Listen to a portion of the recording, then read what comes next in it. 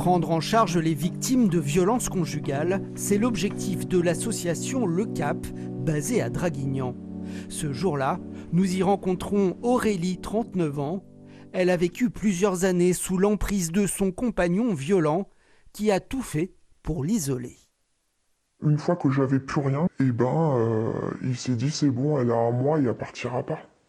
Il peut arriver n'importe quoi, je peux faire des violences dans la maison, je peux hurler, je peux me permettre de tout faire et elle partira pas parce que ici, il y a tout. Il y a tout et elle n'a plus rien.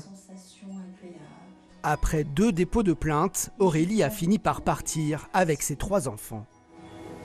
Le soleil caresse mon visage. Aujourd'hui, elle tente de se reconstruire grâce, entre autres, à des séances de sophrologie proposées par l'association. Et je vais progressivement laisser revenir l'énergie, la force, la vitalité. Les personnes que je reçois vont vraiment des traumatismes terribles. C'est ignoble, hein, je veux dire, des histoires de vie qui sont vraiment traumatisantes, mais à un point qu'on ne pourrait pas imaginer. Donc certaines, de toute façon, je suis persuadée qu'elles vont pouvoir continuer leur chemin avec beaucoup plus de force. Et pour d'autres, ça sera très compliqué.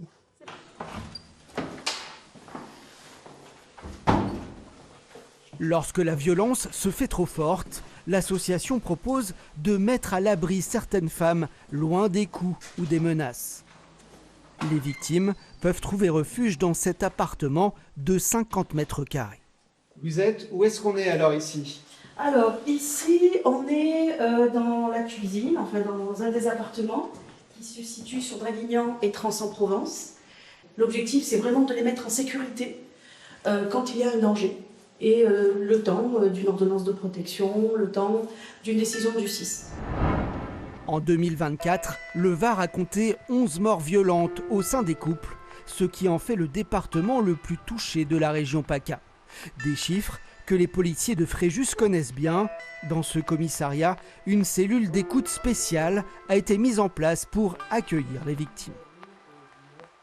Quand la victime elle vient et qu'elle demande de l'aide, du coup elle sort de mon bureau, elle peut avoir un rendez-vous avec un avocat, avec un psychologue, je peux faciliter le dépôt de plainte, je peux procéder à une mise à l'abri et j'ai aussi le rôle de rampe de lancement, c'est-à-dire que je n'ai pas vocation à faire de l'accompagnement dans le temps. Moi je suis là pour traiter l'urgence et orienter vers les bonnes personnes pour qu'elles puissent prendre le relais.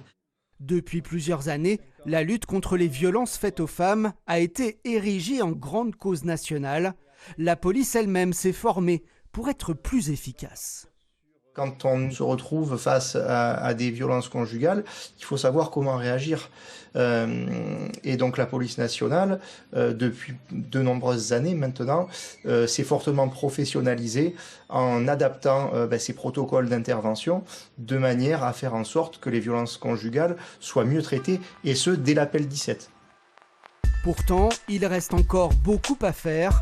En France, une femme meurt sous les coups de son compagnon tous les 3 jours en moyenne.